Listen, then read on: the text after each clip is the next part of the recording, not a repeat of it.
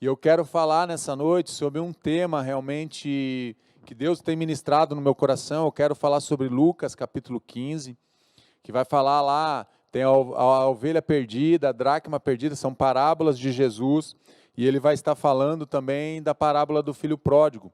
E tanto nessa semana quanto na próxima, na outra sexta, eu quero dar continuidade nesse assunto, tendo algumas abordagens para que a gente possa perceber como que Deus olha as coisas, como que nós olhamos para Deus, quando na nossa vida nós somos o filho pródigo, em quais momentos nós somos o filho que ficou dentro de casa. Eu quero ter uma abordagem com você nesse tema, e o tema que eu coloquei para essa noite é voltando para casa. Voltando para casa. O filho, se ele está voltando, é porque ele saiu. Quando a gente precisa voltar para algum lugar, é porque a gente já não está mais naquele estado original, ou naquele lugar que nós estávamos. Quem volta é porque saiu algum dia, em algum momento saiu daquele lugar. E o filho pródigo, ele sai do lugar original de filho. Ele não deixa de ser filho, mas ele deixa de estar no lugar de filho. Ele nunca vai deixar de ser filho. Não existe ex-filho. Nunca existiu, nunca vai existir. Mas para isso eu quero orar com você agora. Te convidar realmente para que o Espírito Santo de Deus possa trazer no teu coração um ânimo, uma fé, uma nova experiência com Ele. Vamos orar juntos. Senhor, nosso Deus e nosso Pai, coloco agora a vida dos teus filhos que estão nos acompanhando nas suas casas. Que o teu Espírito possa estar agora nessas casas, Pai, em nome de Jesus. Toca agora na mente, toca agora no coração, que seja desconstruída agora no coração deles, ó Pai, toda palavra que não veio do Senhor, toda dureza, toda incredulidade, toda falta de esperança e de fé, possa dar lugar agora para algo novo do Senhor, uma nova experiência com o Senhor, uma experiência de vida, de vitória, de realização, de perdão e de recomeço. Eu abençoo a vida dos teus filhos, Pai, em nome de Jesus. Amém. Amém? Então vamos agora meditar nesses minutos na palavra do Senhor, voltando para casa. Será que você está na hora de você voltar para casa? Se você não está em casa, você precisa voltar para casa. Se você já está em casa, continue na casa do Pai. Não se afaste da presença dEle. O texto, eu quero começar com Lucas 15, do verso 12 e o verso 13, diz assim: deixando sua posição de filho. O mais novo disse a seu pai: pai, quero a minha parte da herança. Assim ele repartiu sua propriedade entre eles. Não muito tempo depois, o filho mais novo reuniu tudo o que tinha e foi para uma região distante. E lá desperdiçou os seus bens vivendo irresponsavelmente. Então a primeira coisa que a gente percebe aqui, ele perde a herança dele. Ele vai para longe da casa do pai. Então ele deixa o que? A sua posição de filho. Ele vai levando o quê? Um sonho de liberdade. O que está acontecendo aqui? O filho mais novo chega para o pai e diz: pai, eu quero pegar a minha parte da herança, eu quero da linha. Eu quero conhecer o mundo, eu quero conhecer os sabores do mundo, os prazeres do mundo. Eu não quero mais ficar aqui dentro de casa, porque aqui eu sou tolhido, aqui eu não tenho liberdade. Aqui eu tenho vivido uma falta de liberdade e eu não gosto de ter que estar dando satisfação para tudo que eu vou fazer, pai. Então, eu quero viver uma vida de liberdade. E para isso eu quero deixar essa posição de filho, então eu vou sair de casa, eu vou levar tudo que eu tenho, tudo que o Senhor construiu ao longo dos anos, mas eu quero a minha parte, porque eu quero viver então a minha vida. Sem precisar dar satisfação para ninguém. Já conheceu pessoas assim, ou conhece pessoas assim? Pessoas que se levantam, que às vezes não construíram nada, mas elas querem usufruir daquilo que as outras pessoas construíram. É isso que esse filho está dizendo. Quem construiu foi o pai, mas eu quero usufruir daquilo que o pai construiu. Mas eu não tive o trabalho. Às vezes eu não participei da construção. Então eu vejo que aquele lugar, aquela família é como se fosse um lugar de opressão para mim. Eu não tenho liberdade para expor os meus pensamentos, eu não tenho liberdade para falar o que eu penso, eu não tenho liberdade para viver dentro dessa casa, porque essa casa e essa família têm me oprimido. Então ele sai de casa com um sonho de viver uma falsa liberdade, mas na cabeça dele ele acredita que aquilo seria a liberdade, poder ir para o mundo sem rumo, sem direção, poder viver longe de Deus, poder viver longe da família, poder viver longe dos amigos, fazer novas amizades, pessoas que ele passa a conhecer, pessoas que têm interesse, não na pessoa dele, mas interesse no que ele podia trazer, ou os benefícios que ele podia comprar com o dinheiro dele, com os recursos dele. Então esse filho, ele vai deixar o quê? Uma posição importante, que é a posição de filho. Ele deixa a sua posição, no momento que ele decide sair do braço do pai, do cuidado do pai, da proteção do pai, ele deixa a sua posição de filho. E ele começa a viver então, e vai viver o quê? Um tempo de escassez. Ele tinha abundância na casa do pai, mas agora ele sai da casa do pai, e quanto mais longe da casa do pai, mais escassez ele vai viver uma escassez emocional, ele vai viver uma escassez espiritual, ele vai viver uma escassez financeira, ele vai viver uma escassez de alimentos, ele vai viver em todas as áreas dele, ele vai passar o quê? Pela escassez. Depois de ter gasto tudo, houve o quê? Uma grande fome em toda aquela região, e ele começou o quê? A passar necessidade. É um filho que tinha uma abundância dentro da casa, ele tinha o carinho do pai, ele tinha o carinho da mãe, ele tinha os irmãos, ele tinha o seu irmão, pelo menos mais um irmão, mas ele tinha os servos, ele tinha os empregados, ele tinha tudo que ele tinha abundância, tudo que ele pensava, ele tinha abundância, ele não tinha falta de nada, ele não tinha falta de carinho, ele não tinha falta de nada do que o pai podia dar para aquele filho. Mas mesmo assim ele decide então sair de casa, e ali ele começa a passar necessidades. Então ele vai viver o quê? Os prazeres momentâneos. Quantas pessoas trocam o prazer eterno do cuidado de Deus por prazeres momentâneos? Esaú faz isso, ele chega em Gênesis, diante do seu irmão Jacó, e diz: olha, eu estou morrendo de fome, me dá um prato dessa lentilha aí saborosa. E o irmão diz assim: não, só te dou se você vender o direito de primogenitura para mim. E ele, para viver um prazer momentâneo, o que ele faz? Aquele homem, ele diz: o que me serve ter um direito de primogenitura se eu estou aqui morrendo de fome? Eu nem sei se eu vou conseguir receber essa bênção, Jacó. Então me dê logo esse prato de lentilha. E ele troca o direito de primogenitura por um prazer momentâneo. Quantas pessoas fazem isso? Quantas famílias fazem e desejam viver prazeres momentâneos? Elas não podem fazer e assumir algumas responsabilidades, mas elas assumem. Ela não pode assumir aquela prestação daquele carro, daquela casa. Ela tem a casa dela lá que está quitadinha, a casa dela, mas é uma casa de Coab, pastor. E eu preciso morar agora num triplex. Eu não quero mais morar nessa casa de Coab. E ele vai lá por um prazer momentâneo. Ele assume uma dívida de 30, 40, 50 anos. 30% do salário dele, 40% do salário, porque ele quer viver um prazer momentâneo. Quantas pessoas vão vivendo aventuras durante a sua vida, aventuras amorosas, para viver o que são prazeres momentâneos, que trazem dores e sofrimentos depois. Toda aquela região onde aquele jovem está, ele sofre. Pode ver que depois de ter gasto tudo, houve uma grande fome em toda aquela região. Olha que o pecado daquele filho traz, a região toda vai sofrer. Não é apenas ele que está sofrendo com a fome aqui, com a escassez, não. Toda a região onde ele estava agora está vivendo a escassez, está vivendo o sofrimento, a falta de algo. O pródigo, o que significa pródigo? O desperdiçador, aquele que gasta sem controle, ele então vai lá e desperdiça. É como você deixar uma torneira aberta, vazando água a noite toda, escorrendo água, você está jogando água, você está desperdiçando aquele bem, e é isso que ele faz, ele desperdiça os bens, mas mais que desperdiçar os bens dele, a herança que ele tinha, nesse momento ele está desperdiçando algo muito mais precioso do que os bens, ele começa a desperdiçar a própria vida dele.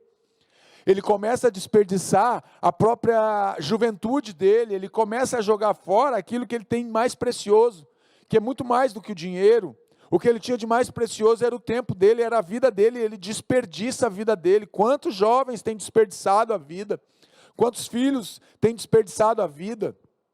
Pródigo é alguém que vai desperdiçar algo, seja material, seja emocional, seja espiritual, seja o próprio tempo. É isso que esse jovem está fazendo, ele está desperdiçando tudo que o pai entregou de mão beijada para ele, numa bandeja, o pai construiu, o pai deu amor, o pai deu carinho, o pai deu proteção, e agora ele está desperdiçando todos os ensinamentos, todo o cuidado do pai que o pai desenvolveu na vida dele. E por isso, Lucas 15:15, por isso foi empregar-se com um dos cidadãos daquela região, que o mandou para o seu campo a fim de cuidar de porcos. Quando eu fui ler esse texto aqui, em algumas outras traduções, diz que ele insistiu, o filho pródigo insistiu com aquele homem daquela região, que ele não fala aqui, aquele cidadão daquela região. Aquele homem não queria empregar ele nem para cuidar dos porcos, mas ele insiste tanto, ele faz como aquela viúva que bate na porta do juiz, insiste, ele insiste com o cidadão, e o cidadão fala, então vai.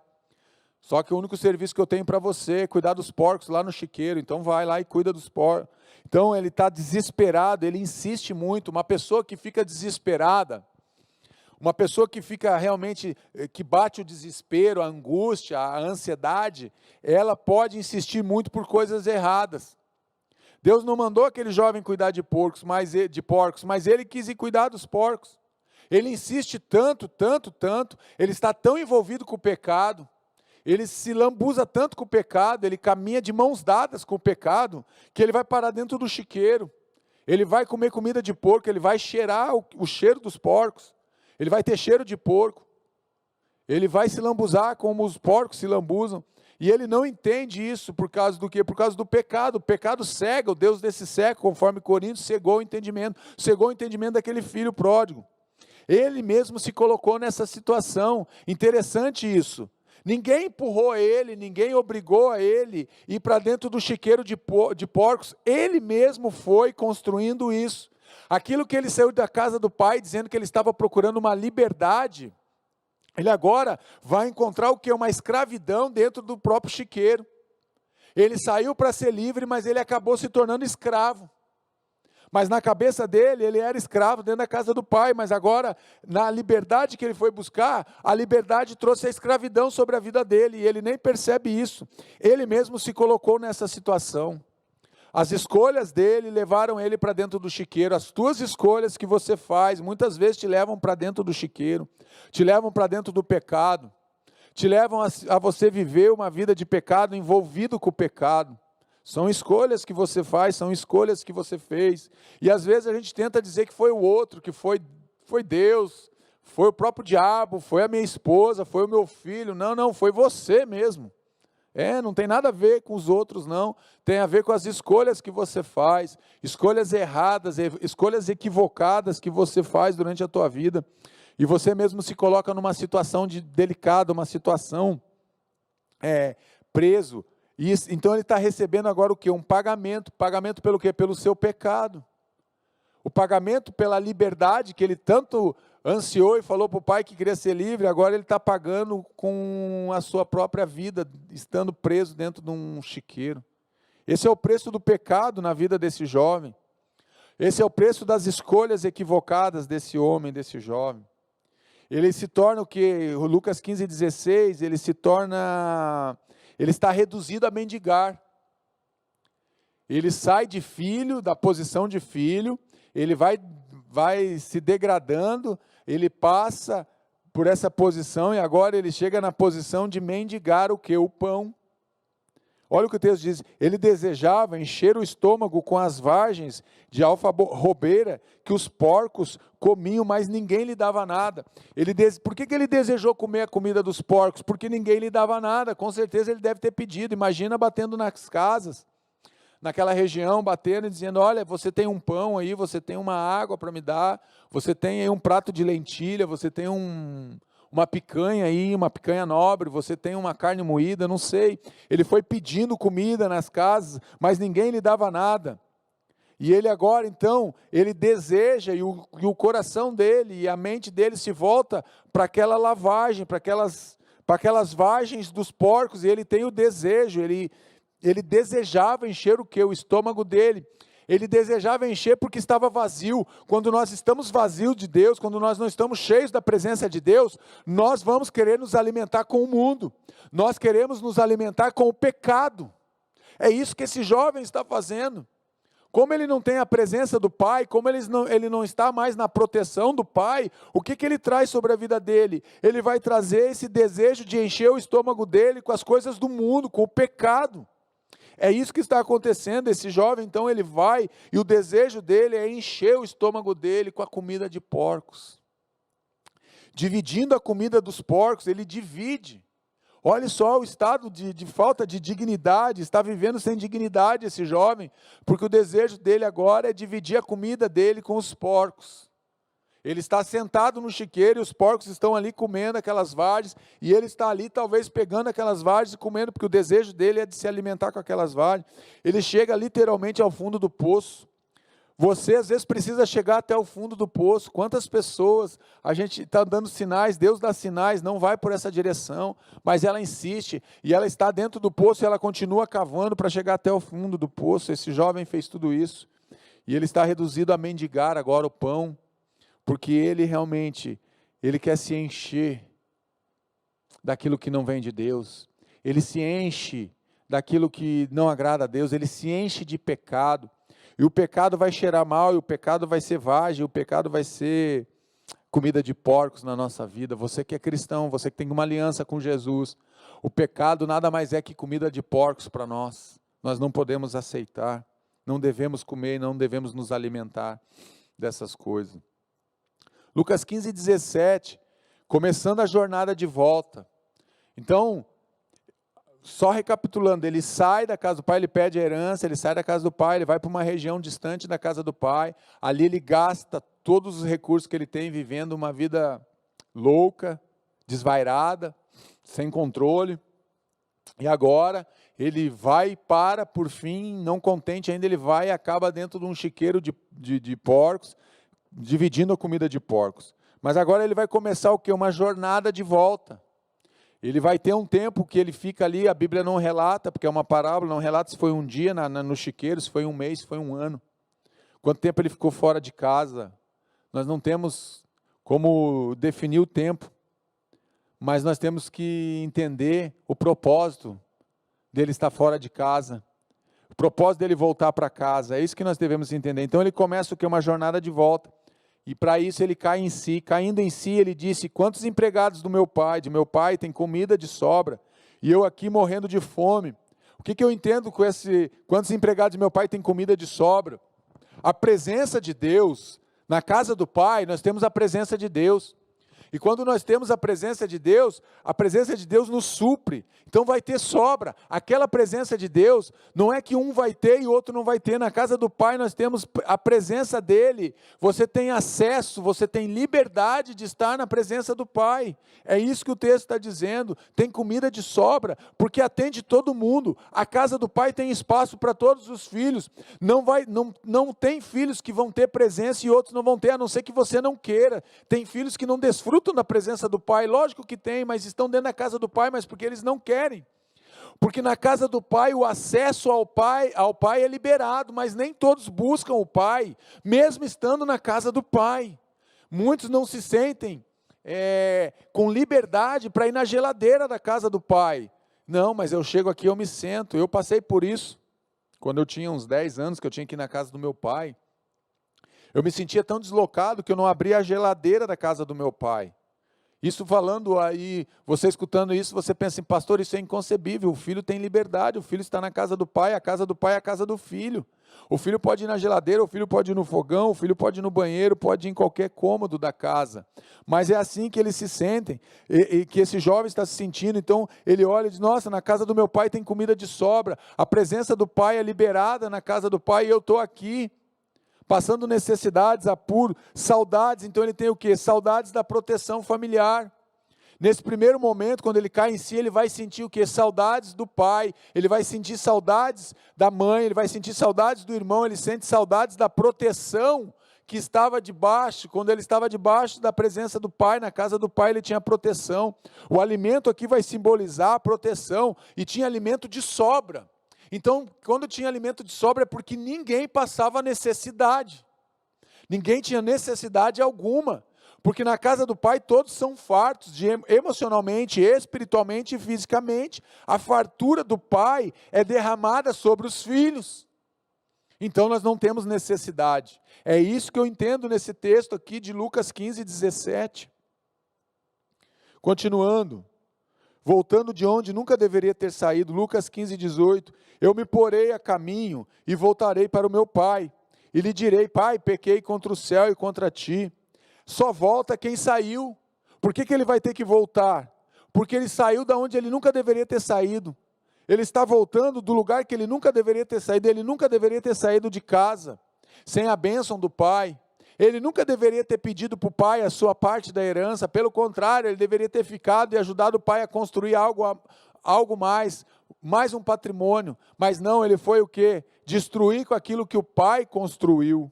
Então ele está voltando porque ele saiu, ele nunca deveria ter saído. Ele assume o que é a sua responsabilidade. Eu me porei caminho e voltarei. Ele assume o que agora? Ele traz para ele uma responsabilidade. Eu estou nessa situação e a responsabilidade é minha. A responsabilidade não é do meu pai. A responsabilidade desse casamento fracassado, ela é minha, ela não é do cônjuge. Nós temos essa facilidade de transferir para os outros. Não, ele assume a responsabilidade. Eu estou dentro desse chiqueiro, a responsabilidade é minha. Eu decidi vir para o chiqueiro.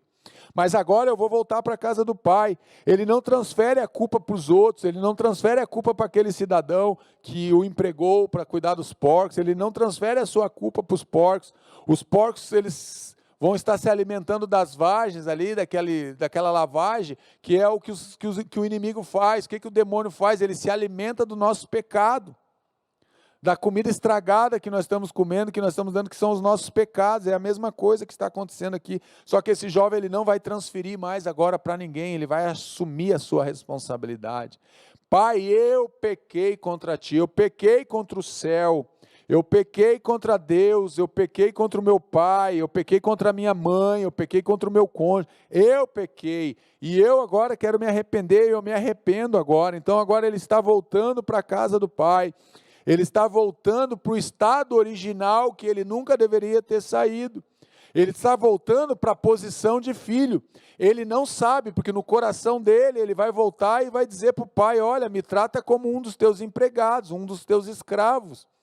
Eu nem quero voltar para a posição de filho, eu me contento em ser escravo. Muitas pessoas voltam para a igreja, quando elas voltam para os caminhos do Senhor, ela tem dificuldade de se sentir amada novamente, ou cuidada, ou principalmente da filiação do pai.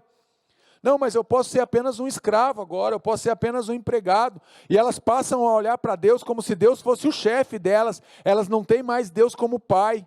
Esse jovem, ele quer voltar para a casa do pai, mas ele não está enxergando o pai agora como pai, ele enxerga o pai como um empregado, ele como um patrão. Ele enxerga, quero dizer, o pai como um patrão, e ele quer se colocar agora na situação de empregado. Ele quer se colocar numa posição inferior ao filho, ele se coloca na posição de empregado. Ele está se colocando assim. Deus nunca falou isso, o pai nunca falou isso a respeito dele, mas ele se coloca nessa posição de empregado. Mas Deus, ele sempre surpreende, ele sempre nos surpreende quando nós buscamos a presença dele. Lucas 15:19 diz assim: sentindo-se indigno diante do pai, ele se sente agora indigno diante do pai. Não sou mais digno de ser chamado teu filho, mas trata-me como um dos teus empregados. Não sou mais digno de ser chamado teu filho. Olha, pai, eu não sou mais digno. O que ele está dizendo aqui? Que dentro do coração desse jovem, ele está carregando um sentimento de culpa agora. Por tudo que ele viveu, por todas as experiências, todos os dissabores que ele experimentou, ele saiu para experimentar sabores no mundo, mas na verdade o que ele encontrou foram dissabores. E agora ele se coloca nessa posição e diz: olha, eu não sou mais digno, eu não tenho mais esse direito de ser chamado de filho a partir de agora, porque eu fiz tanta coisa errada, Deus, eu pequei, eu menti, eu adulterei, eu quebrei, eu violei, eu fui grosso, eu fui violento, eu fui estúpido, eu fiz tantas coisas erradas. A gente atende pessoas que chegam: pastor, o senhor não sabe o que eu fiz tanta coisa errada, pastor. Eu destruí muitas vidas, eu machuquei muitas pessoas, eu feri muitas pessoas, para mim não tem jeito, pastor. Deus não me ama, Deus não vai mais me receber, é o filho pródigo, é o sentimento de culpa que está dentro do coração do filho, e ele fica angustiado dentro da sua alma. Se você é filho de Deus, por mais que tenha errado, Deus não vai fazer de você um empregado, aprenda isso. Se você tem uma aliança com Jesus, você é filho de Deus, você não vai deixar a posição de filho para ser empregado. Deus não vai tratar filho como empregado. Deus, Ele não é nosso patrão, Ele é nosso Pai. Ele é um Pai bom, um Pai bondoso, um Pai amoroso. Ele é um Pai amoroso que cuida da gente. O pai estava ansioso pela volta do filho. Lucas 15, 20. A seguir levantou-se e foi para seu pai. Estando ainda longe, seu pai o viu. E cheio de compaixão, correu para o seu filho, o abraçou e o beijou. Olha quantas coisas eu aprendo aqui em Lucas 15, 20. Eu quero me deter alguns minutos aqui nesse texto. Em Lucas 15, 20. Então o pai, ele estando ainda longe, o pai o quê? Seu pai o viu. Você vê que o pai conhece o filho. Só pelo jeito de andar, o jeito que ele vinha na estrada, o pai bateu o olho e disse, é o meu filho que está voltando. O pai tinha certeza no coração, pai não se engana. Quando o pai chega para o filho e fala, filho, o que você está fazendo? Tem algo errado. Pai não se engana, porque o pai tem essa percepção que Deus dá, então ele olha o filho vindo de longe ainda, ele reconhece, o pai o viu. O que eu aprendo aqui? Que Deus continua te vendo, mesmo quando você está longe, mesmo aí nesses inferninhos da vida que você se meteu, Deus continua te vendo. Mesmo nesses lugares, nessas escolhas que você fez, Deus continua te observando, Ele continua te vendo, Ele não te perdeu do radar, você não saiu do radar de Deus. Não adianta você olhar, pastor, mas eu estou tão longe, Deus aqui, Ele se esqueceu de mim, Ele me abandonou aqui nesse lugar, ninguém me enxerga aqui, isso é mentira. O mundo espiritual te enxerga, mas principalmente Deus te enxerga, Deus te vê, aonde você está. Deus continua te vendo em todos os momentos, mesmo quando você está celebrando alianças pecaminosas, mesmo quando você está visitando sites escondidos, mesmo quando você está pensando pensamentos impuros, eu quero te dizer que Deus continua te vendo, Ele continua me vendo. Deus não está cego, Deus não fecha os olhos não, meu irmão, Deus continua te vendo. O amor do pai, ele é cheio de compaixão, o mesmo texto, cheio de compaixão, correu para o seu filho, o abraçou e beijou. O que o pai está fazendo aqui? O amor do pai é cheio de compaixão, o pai deseja aliviar o sofrimento do outro, ele tenta aliviar o sofrimento do filho. O pai não chega acusando o filho, não, ele sai correndo ao encontro do filho, ele vê o filho, e ele é movido de íntima compaixão, ele está cheio de compaixão para aquele filho, e ele corre em direção ao filho. E ele tenta o quê? Aliviar o sofrimento do filho. Pode ver que ele chega, ele abraça o filho e beija o filho. Ele não acusa, ele não fala nada. Ele poderia ter dito, nossa, por onde você andou? Você está cheirando mal, você está barbudo, você está rasgado, maltrapilho. Não, o pai não está preocupado com nada disso agora. O pai está preocupado só em receber o filho de volta em casa. É isso que o pai está fazendo. Venham a mim, todos que estão cansados e sobrecarregados, e eu lhes darei descanso. Mateus 11, 28.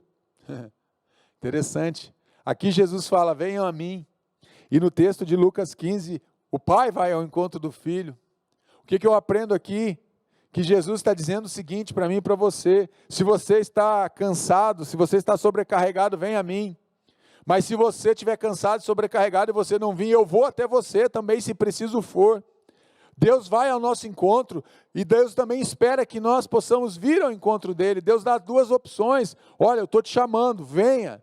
Mas você às vezes é meio teimoso e não quer ir. Deus pode ir ao teu encontro. É isso que eu estou aprendendo nesse texto aqui. Deus vai ao nosso encontro também. Porque Ele quer te aliviar, Ele quer te dar descanso. E Deus, Ele não mede esforços para dar descanso para o ser humano. Ele não mede esforços para dar descanso ao ser humano.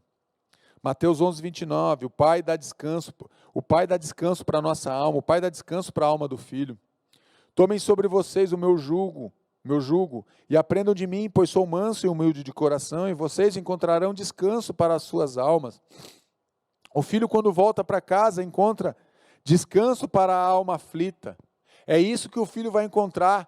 E ele encontra isso no abraço do pai, no beijo do pai, ele já encontra o quê? O descanso para a alma dele que está aflita, que está angustiada, que está desesperançosa. Esse jovem encontra o quê? Descanso para a alma dele.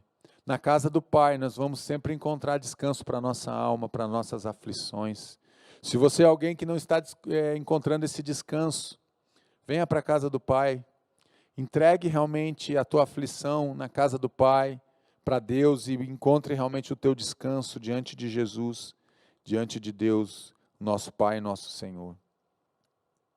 Salmo 42, esse filho, ele está com a alma dele está abatida, a alma dele está cansada, tristeza da alma. Olha o que o salmista diz: por que você está assim, tão triste, ó minha alma?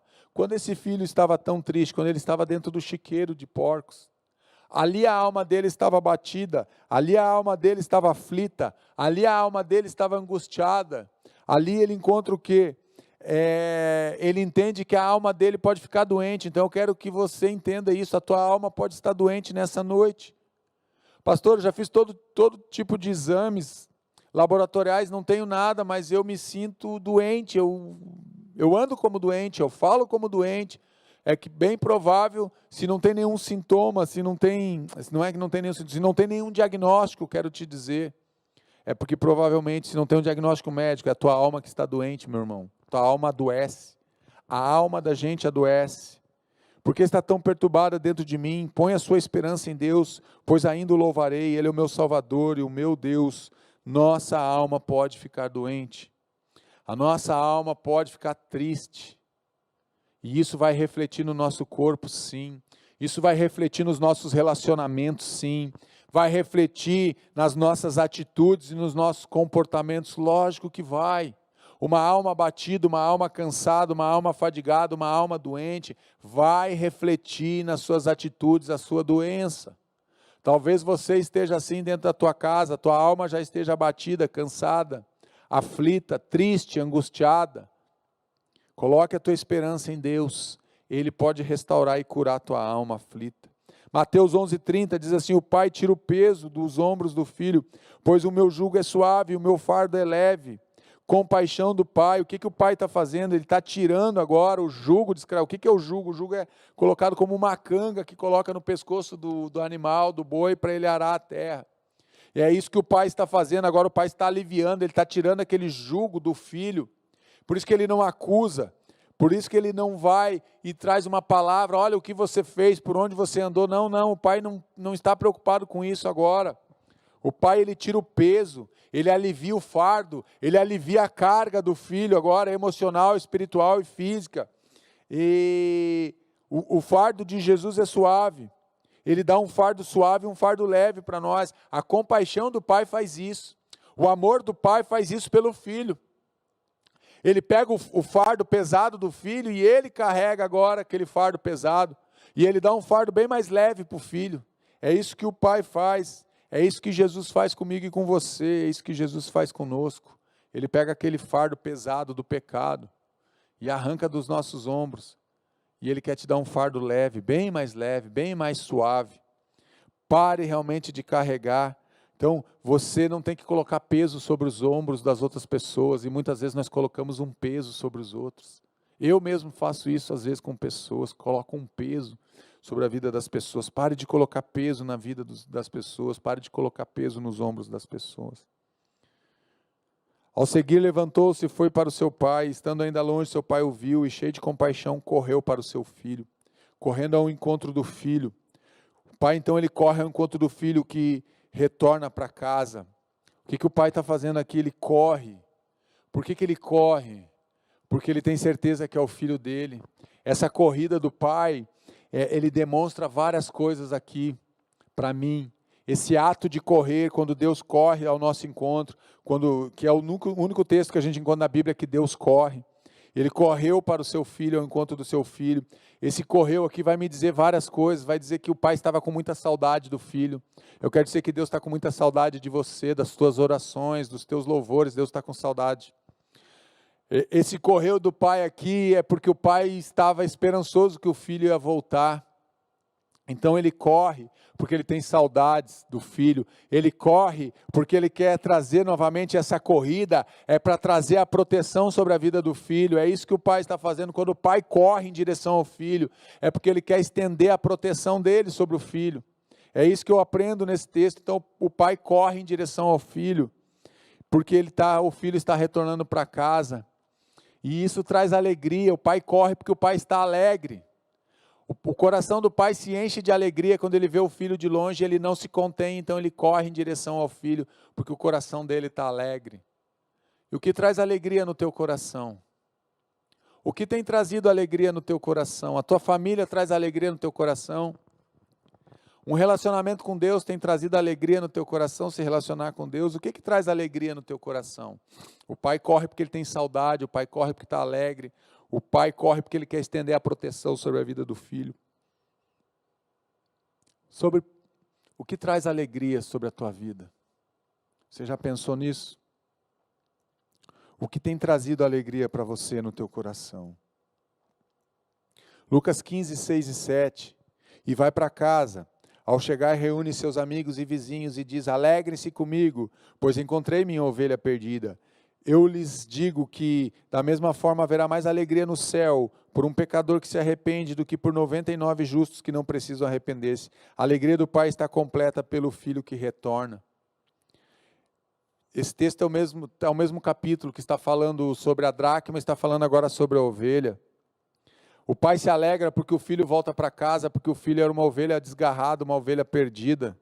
E ele diz: vamos celebrar agora, vamos nos alegrar, porque esse meu filho estava perdido e voltou para casa. Então a alegria no céu e a alegria na terra. A alegria na família traz alegria no céu, porque esse filho voltou para casa. O que traz alegria, novamente eu te pergunto, o que traz alegria ao teu coração? O que tem que trazer alegria no nosso coração é ver pessoas que estavam envergonhadas, humilhadas, sendo restauradas pelo poder da cruz, pelo poder do Evangelho. Pessoas que estavam distantes da casa do Pai, que retornam para a casa do Pai. Isso tem que trazer alegria no nosso coração, no meu coração e no teu coração. É isso que essa parábola nos ensina. Há muita alegria quando uma ovelha volta para casa, quando um perdido se reencontra com o pai, aquele filho pródigo volta, ele decide voltar para casa e ele volta, e ainda bem que ele não esqueceu o caminho de casa e o pai continua morando no mesmo lugar. Muitas vezes nós queremos voltar para casa, mas nós queremos voltar por atalhos que nós desejamos, não queremos fazer o mesmo caminho, porque no caminho nós vamos encontrar todas aquelas pessoas que estavam conosco quando nós estávamos indo e elas vão zombar de nós. Aí agora está voltando aí, ó. E as pessoas não voltam muitas vezes para a igreja porque ficam com vergonha dos pecados que elas praticaram. E eu vou voltar para a igreja, sempre vai ter alguém apontando o dedo para mim: ó, voltou, né? Saiu daí, agora teve que voltar para a igreja, olha aí, agora no mínimo deve estar passando um perrengue, deve estar passando dificuldade para estar voltando para a igreja, né? Não se preocupe com isso, meu irmão, volte para os braços do Pai, volte para a casa do Pai. Não se preocupe com o que os outros vão pensar. Ainda o texto de Lucas 15, 20, o abraço do pai libera a cura para o filho. Olha o que diz: cheio de compaixão, correu para o seu filho e abraçou o filho. O filho é recebido com o abraço do pai. O pai demonstra amor pelo filho. Olha só que texto maravilhoso, gente. O abraço, o que simboliza o abraço? O abraço está trazendo cura para o filho. O abraço do pai está trazendo, está sendo liberado. O abraço do pai está liberando sobre o filho a cura. O pai está dizendo, através do abraço, o pai não está falando, mas o pai está comunicando através do abraço, está dizendo assim: eu não estou te condenando. Eu estou muito feliz que você voltou, eu estou muito animado com a tua volta. É isso. E esse abraço vai gerar o que? Cura no coração do filho. Porque o filho já veio com o discurso todo pronto, todo bem elaborado, o discurso dele: pai, pequei contra o céu, pequei contra o Senhor. Me trata agora como um dos teus empregados. É isso que o filho volta falando para o pai. E o pai para tudo, e o pai agora libera a cura sobre o coração do filho, no momento em que ele faz o que? Ele abraça o filho. Enquanto o pai espera talvez um sermão. Quantos pais muitas vezes perdem os filhos, porque muitas vezes a gente fica ali martelando, oprimindo os nossos filhos, e às vezes o que os nossos filhos precisam e desejam é apenas um abraço. Quando ele erra, e em vez de dar um abraço, eu trago um sermão. Em vez de abraçar, eu trago um baita de um discurso, dizendo: você não poderia ter feito isso, porque onde já se viu, eu já te ensinei. Não vai resolver muitas vezes. Eu não estou dizendo que você não tem que conversar sobre os erros dos filhos, não é isso. Eu estou falando que tem um momento certo para todas as coisas. Tem um momento de falar, mas tem um momento de abraçar, tem um momento de ficar quieto. É isso que o pai faz. O pai vai ao encontro do filho e o pai abraça o filho. E isso libera a cura sobre a alma daquele jovem aflito, que estava desesperado, angustiado. Ele é curado por Deus naquele momento. Eclesiastes 3:5, o abraço do pai então libera a cura, tempo de espalhar pedras e tempo de ajuntá-las, tempo de abraçar e tempo de se conter, ou tempo de abraçar e tempo de não se abraçar. Nós temos vivido isso com essa pandemia, veio trazer o tempo para nós não nos abraçarmos. E nós que gostamos de abraçar, estamos sofrendo muito.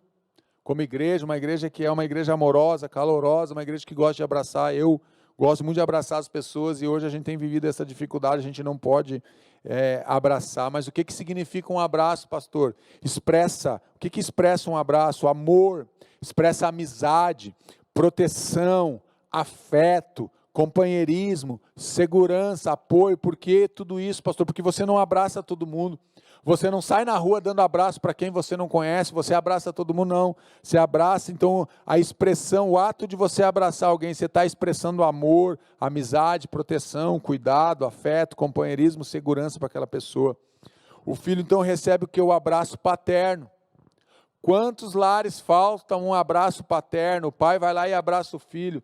Em muitos lares falta realmente expressarmos o abraço, ou abraçarmos as pessoas, abraçarmos o nosso cônjuge, abraçarmos os nossos filhos. Um abraço pode aumentar a felicidade e o bem-estar das pessoas. Você sabia disso? Isso é uma reportagem que eu peguei, essa frase aí, que o abraço tem essa capacidade de aumentar a felicidade e o bem-estar, a sensação de bem-estar das pessoas. E eu quero te fazer uma pergunta: quantas pessoas você abraçou essa semana? Quantos abraços você deu no teu filho nessa semana? Quantas vezes você abraçou o teu cônjuge essa semana já? Quantas vezes você mandou um abraço para o teu pastor ou abraçou o teu pastor? Quantas vezes você abraçou o pastor? Você que está me escutando, quantas vezes você abraçou uma ovelha tua nessa semana, o líder de célula? Quantos abraços você recebeu? Quantos abraços você deu? Quem você abraçou nessa semana? Eclesiastes diz que há tempo para todas as coisas debaixo da terra. E voltando ainda para o texto de Lucas 15, 20, o beijo do pai restaura a filiação do filho. O abraço traz a cura emocional, cura física e cura espiritual. Mas o beijo agora vai trazer o quê? Vai restaurar a posição do filho, vai restaurar a filiação do filho. Ao seguir, levantou-se e foi ter o seu pai. Então o pai, cheio de compaixão, correu para o seu filho, o abraçou e beijou o filho. O beijo do pai é uma declaração de amor ao filho. O abraço e o beijo do pai, ele está dando uma grande declaração. Esse pai está dando uma grande declaração de amor pelo seu filho. É isso que ele faz. O beijo do pai é carregado de perdão. Por que esse filho está restaurado a filiação dele? Por que ele é curado pelo abraço e pelo beijo do pai? Porque o beijo do pai é carregado, o abraço e o beijo do pai são carregados de perdão. Não é um ato. O pai não faz aquilo por um ritual, porque é obrigado. Não, o pai faz aquilo por carinho, por amor, por afeto para o filho. E no momento que ele abraça o filho, no momento que ele beija o filho, o que ele está fazendo, na verdade, ele está curando, está perdoando o filho. Ele está arrancando do coração do filho dele aquele sentimento de culpa, que veio durante todo o caminho de volta para casa. Aquele filho veio com aquele mesmo discurso: eu vou ser empregado do meu pai, por causa do sentimento de culpa. Ele não se achava mais digno de ser filho, mas agora o abraço e o abraço e o beijo do pai trazem o quê? Trazem cura e trazem perdão para o filho. O Pai, o nosso Pai, Jesus, Ele está querendo te abraçar e te beijar nessa noite, porque Ele quer trazer cura e perdão para a tua alma, cura e perdão para as tuas emoções. É isso que Deus quer fazer. O beijo do Pai, então, ele é carregado de perdão. Ele é carregado de perdão para a tua vida. Gênesis 27, 26 e 27, olha só o poder do beijo. O beijo que atrai a bênção do Pai. Então seu pai Isaac lhe disse: venha cá, meu filho, dê-me um beijo. Quem está pedindo um beijo aqui? Isaac está pedindo um beijo. Isaac pensa que vai receber um beijo de Esaú, mas na verdade ele vai receber o beijo de Jacó. Ele se aproximou e o beijou. Quando sentiu o cheiro das suas roupas, Isaac abençoou, dizendo: o cheiro do meu filho é como o cheiro de um campo que o Senhor abençoou. Eu sei que Jacó está aqui com as roupas de Esaú, eu sei disso. Mas olha só como há poder naquilo. O pai pede um beijo para o filho.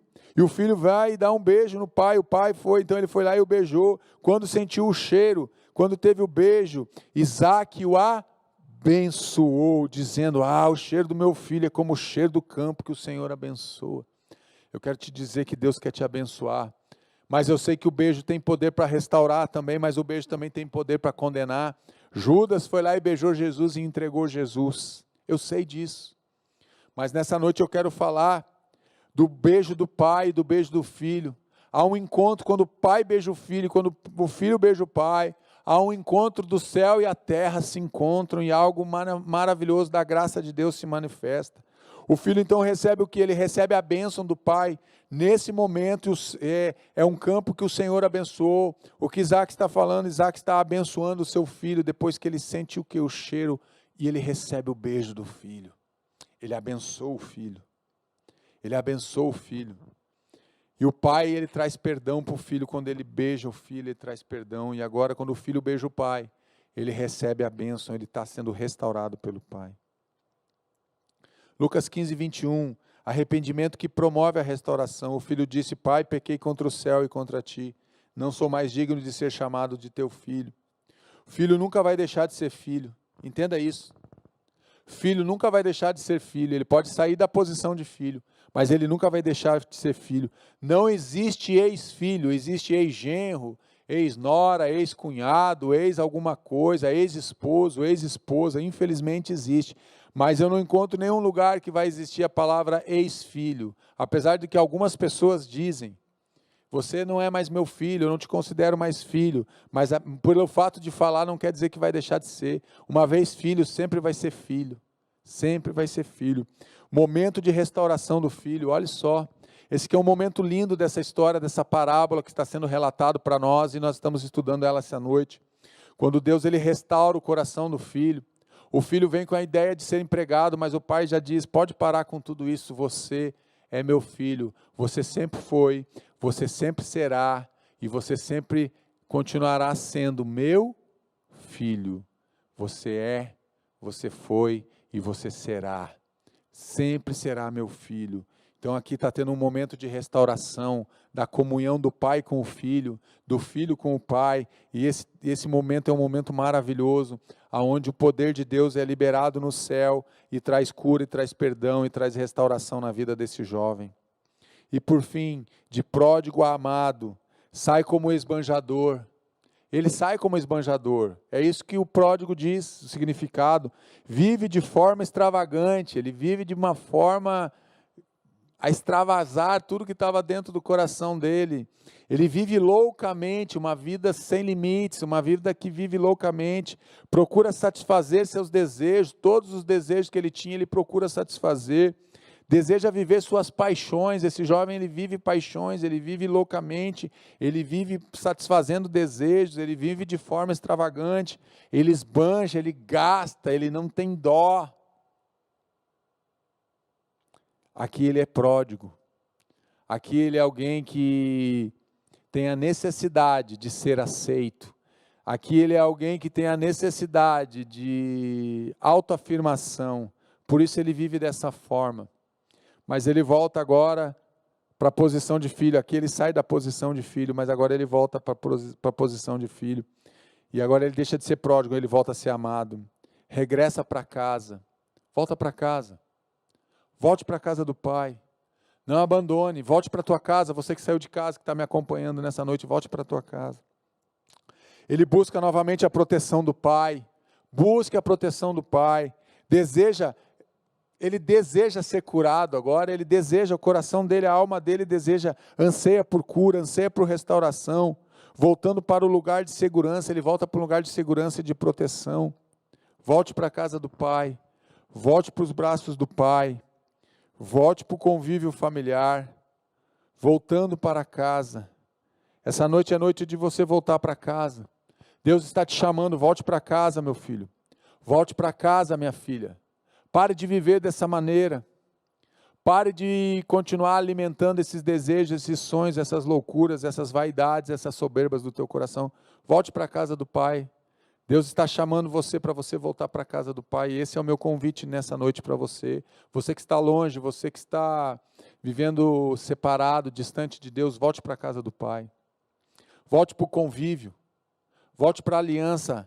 Volte para a proteção paterna. Volte para a casa do teu Pai.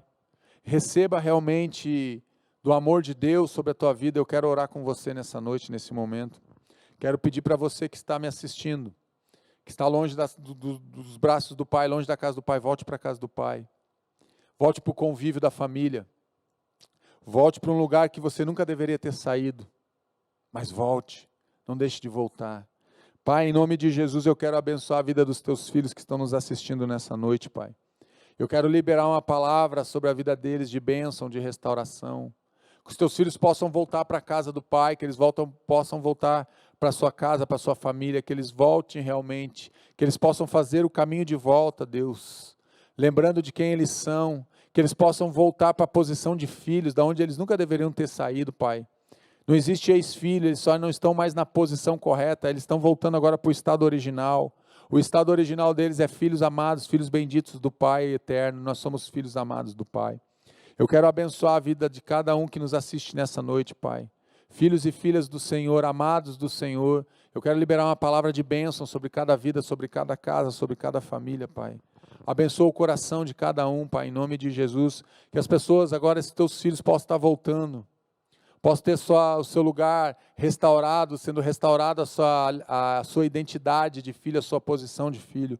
Eu abençoo a vida dos teus filhos, eu abençoo as suas casas, Pai, em nome de Jesus, amém.